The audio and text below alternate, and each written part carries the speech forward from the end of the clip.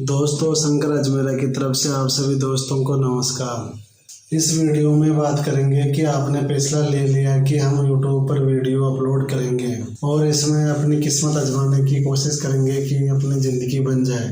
इन सब के बारे में आपको उदाहरण देकर आपका हौसला और बुलंद करने की पूरी कोशिश करूँगा। किसी भी फैसला को लेने से पहले कुछ बातें जान ले। देखो दोस्तों, मैंने बताया था कि कुछ काम समय पर हो जाए तो बेहतर होता है। अगर वह समय पर नहीं होता है या आपके बस में नहीं है तो आप उसको समय पर ही छोड़ दें। जब उसका समय आएगा तो वह अपने आप हो जाएगा।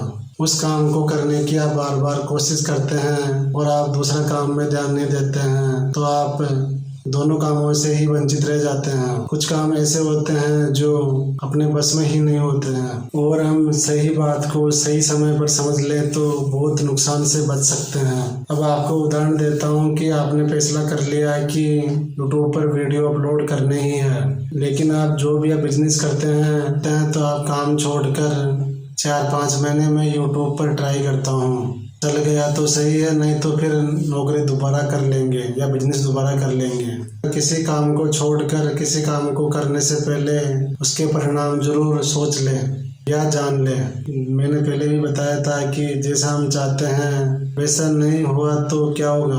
फैसला लेना बड़ा आसान होता है और फैसले पर लेना बड़ा मुश्किल काम है। आपने ये सोचकर ट्राई कर लिया कि मैं 4-5 महीने ट्राई कर लेता हूँ, इसके साथ ही आपने काम स्टार्ट कर दिया और 4-5 महीने के बजाय 4-5 महीने और अधिक निकल गए, फिर भी आपको सफलता नहीं मिली तो परिस्थिति हमारे विपरीत हो जाती है और फिर हमें यूट्यूब पर काम छोड़ना पड़ता है या फिर कुछ और समय के लिए परेशानियों का सामना करते हुए ट्राई करना होता है। ये वह समय होता है जो हमारे जीवन में महत्वपूर्ण क्षणों में से एक होता है। इस समय में आपको सफलता मिल भी सकती है और नहीं भी। इसलिए मेरे कहने का मतलब यह है कि किसी काम को करने से पहले आप उसे जान लें। जैसा कि यूट्यूब पर आने से पहले आप इसे अच्छी तरह जान लें, साथ ही अपना कुछ समय बचाकर और कुछ हार्ड परिश्रम करके इस काम को चालू कर दें। जब आपको लगने लगे कि परिस्थितियां हमारे अनुकूल हो गई है और हम इसके खर्चे से साधारण खर्च चला सकते हैं, तब आप उस काम को छोड़ सकते हैं। इसका आपको एक उदाहरण भी दे देता हूँ। जैसा कि मैं प्रॉपर्टी का काम करता हूँ और मैंने 10-15 साल इस काम में बढ़िया पैसा भी कमाया है, लेकिन या तो वह काम स्लो हो गया है और या उस काम में करने की दिलचस्पी ही नहीं रही और मैं उस काम को करते करते परेशान हो गया हूँ और मैं दूसरे आदमियों या अपने साथियों को देखकर सोचता हूँ कि मेरे साथ वाला जैन बन गया, डॉक्टर बन गया या अच्छी नौकरी कर रहा है, अच्छे बढ़िया पैसे कमा रहा है, मजे से रहता है। ये उनकी मेहनत एवं सही समय पर लिए हुए फैसले के कारण है। आपको ये भी ध्यान रखना है कि कुछ हमारे साथ वाले हमारे से नीचे भी रह जाते हैं। जब मैं प्रॉपर्टी में आया तो वह सब लोग पढ़ाई कर रहे थे और बढ़िया पैसे भी कमाए और मौज से भी रहा और अब वह दोस्त या साथी कड़ी मेहनत के द्वारा आपसे ऊंची पोस्ट पर चले जाते हैं या बढ़िया पैसे कमाने लग जाते हैं तो आप सोचते हैं कि मैं उनसे ज़्यादा दिमाग होते हुए भी आज मैं इस पोस्ट पे रह गया। जब वह अपनी मेहनत के द्वारा बड़ी पोस्ट पर चल जाता है तो मैं सोचता हूँ कि मैं भी उससे पढ़ने में होशियार था और मैं भी सही समय पर निर्णय ले लेता तो आज मैं भी बढ़िया पोस्ट पर होता। जब वह अपने मेहनत के द्वारा बढ़िया पोस्ट पर चले जाते हैं तो मैं सोचता हूँ कि मेरा दिमाग तो उनसे ज़्यादा था, मैं भी बन सकता हूँ कि मैं भी उस काम को करके देख लेता हूँ। ये सोचकर मैंने एक फार्म अप्लाई कर दिया। उसने सोचा कि 4 महीने बाद उसके एग्ज़ाम डेट है तो मैं 4 महीने मेहनत करके देख लेता हूँ। ये सोचकर मैंने फार्म भर दिया और पढ़ाई करने लग गया। दोस्तों, आप देखो समय की असली बात। आगे क्या हुआ मेरे साथ तो मैं अपनी कहानी नहीं सुना रहा हूँ, मैं एक उदाहरण दे रहा हूँ। आप मेरे को मत सोच लेना कि मेरे साथ ऐसा हुआ है, मैं सिर्फ ये कहानी बता रहा हूँ दोस्तों। इसलिए मैं की जगह इसको उसमें कन्वर्ट कर देता हूँ। दोस्तों, जैसे मैं पढ़ाई करने लगा 3 महीने बाद विभाग द्वारा उस परीक्षा को 4 महीने आगे बढ़ा दिया। अब उस व्यक्ति ने 3-4 महीने पढ़ाई की थी, वह काम छोड़कर की थी।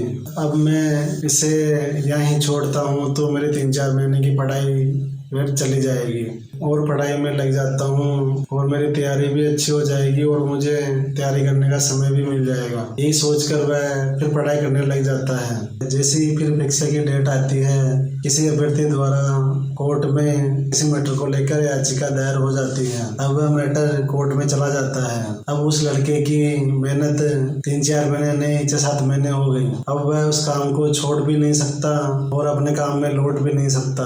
फिर वह मैटर कोर्ट में चला जाता है। कोर्ट में उस मैटर को चलते चलते 6 महीने निकल जाते हैं। फिर कोर्ट द्वारा उस मैटर को सुलझा लिया जाता है। फिर विभाग द्वारा उसकी डेट निकाली जाती है 3 महीने बाद की। फिर उस व्यक्ति के पास कोई दूसरा ऑप्शन ना होते हुए फिर वह टूटे मन से पढ़ाई करने लग जाता है। इस तरह उसकी परिस्थितियां विपरीत होती चली जाती हैं।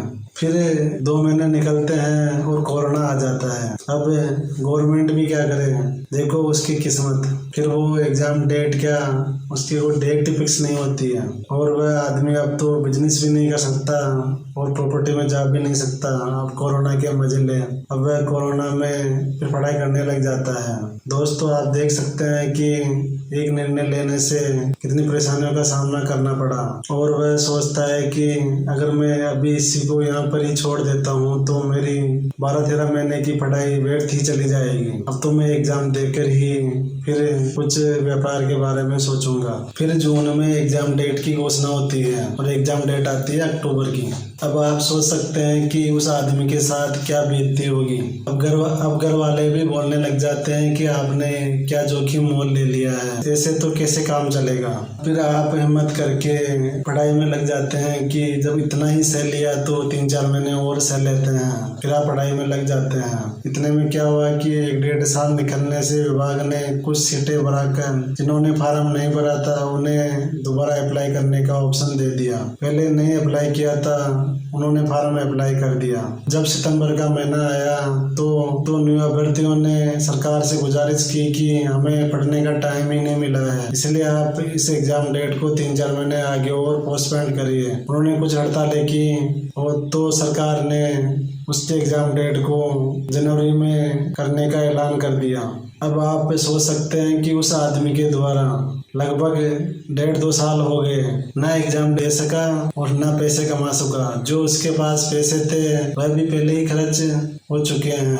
अब दोस्तों, आप ही सोच सकते हैं कि जिस व्यक्ति ने 4 महीने की सोचकर फार्म में अप्लाई किया था और पढ़ाई करने लग गया था, उसको लगभग 1.5-2 साल हो गए, उस पर आप क्या बीतती होगी यह आप खुद ही जान सकते हैं। वह फिर डिप्रेशन में आ जाता है और वह सोचता है कि मैं पहले ही बढ़िया था कि मैंने ये क्या कर दिया। बढ़िया बच्चे एंड फैमिली की परवरिश हो रही थी, मैंने ये फैसला गलत कैसे ले लिया। और आप ये सोच सकते हैं कि उस आदमी पर क्या बीतती होगी जिसने इतना सहा है। सोच सकते हैं। और मेरी जो सेविंग थी वह भी खत्म हो गई और मुझे कुछ पैसे उधार लेने भी पड़ गए। उस आदमी पर क्या बीतती होगी जिसने इतना सहा है और वह चाहकर भी उस काम को छोड़ नहीं सकता और वह आगे 3 महीने पढ़ाई तो करेगा, लेकिन वह ज्यादा देर तक इस समय के बारे में ही सोचता रहेगा कि बस एक बार एग्जाम हो जाए और आगे भविष्य में मैं फिर कभी भी ऐसा जोखिम नहीं लूंगा। दोस्तों, फिर एग्जाम जनवरी में हो जाती है, लेकिन आप सोच सकते हैं कि कहाँ 4 महीने और कहाँ 2 साल 8 महीने निकल जाते हैं। इस डिप्रेशन के कारण वह जो पढ़ाई उसने शुरू के 4 महीने में की थी उतनी ही पढ़ाई वह आगे कंटिन्यू नहीं रख पाता है और इसका परिणाम तो ईश्वर के हाथों में ही क्या होगा, क्योंकि लास्ट समय में वह व्यक्ति सोचने लग गया कि बस एक बार एग्जाम हो जाए। दोस्तों, इस कारण मैं आपको बताना चाहता हूँ कि कोई भी फैसला लेने से पहले एक बार नहीं 10 बार नहीं 100 बार सोच कर ले, क्योंकि जो काम जिस समय में पूरा होना चाहिए वह उस समय में पूरा हो जाए तो ही अच्छा है।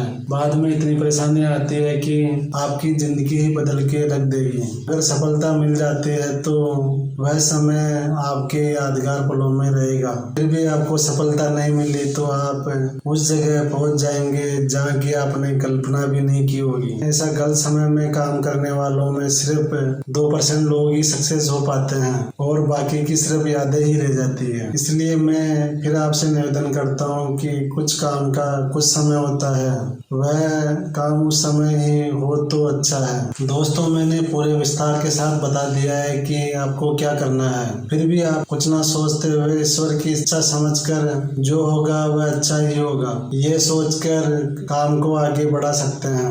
आप सिर्फ फैसला ही ले सकते हैं, उसका परिणाम आपके हाथों में नहीं है। इस बात को यहाँ पर ही विराम करता हूँ। दोस्तों, आपको हमारा वीडियो अच्छा लगा हो तो इसे लाइक करें और साथ ही सब्सक्राइब जरूर कर दें और उसके बगल में बेल आइकन की घंटी का चिन्ह है, उसे भी क्लिक कर दें ताकि आपको आगे आने वाले वीडियो का नोटिफिकेशन मिलता रहे। आपको मेरे से कुछ जानने की इच्छा है तो हमें कमेंट जरूर करें। धन्यवाद।